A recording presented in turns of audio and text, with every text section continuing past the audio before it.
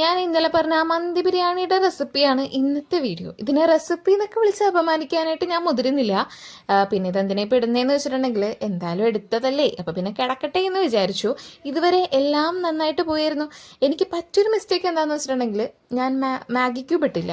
ഈ മന്തിനകത്തൊക്കെ Maggi cube ഇത്രയ്ക്ക് വലിയ പ്രാധാന്യമുള്ള സാധനമാണെന്നുള്ള കാര്യം ഞാൻ അന്നാണ് അറിയുന്നത്. ഇതിപ്പോൾ രണ്ടാമത്തെ പ്രാവശ്യമാണ് ഞാൻ മന്തി ഉണ്ടാക്കി ഫ്ലോപ്പ് ആവുന്നത്. അതുകൊണ്ട് തന്നെ ഞാനൊരു കാര്യം തീരുമാനിച്ചു, ഇനി എൻ്റെ ജീവിതത്തിൽ ഞാൻ മന്തി ഉണ്ടാക്കില്ല. ഒന്നെങ്കിൽ പുറത്തേക്ക് കഴിക്കുക, അല്ലെങ്കിൽ വേറെ ആരെങ്കിലും കൊണ്ട് ഉണ്ടാക്കിപ്പിക്കും. ഇതിപ്പോൾ മാഗി ക്യൂബ് ഇടാത്തതുകൊണ്ടാണോ മന്തി ശരിയാവാഞ്ഞത്, അതോ ഞാൻ ഉണ്ടാക്കിയതിൻ്റെ പ്രശ്നമാണോ എന്നൊന്നും അറിയത്തില്ല. കാണുമ്പോൾ കറക്റ്റ് മന്തിയുടെ നല്ല ലുക്കൊക്കെ ഉണ്ടായിരുന്നു. ആ ഉണക്കനാരങ്ങയും പച്ചമുളകും എല്ലാം കൂടി വന്നപ്പോൾ നല്ല സെറ്റായിരുന്നു.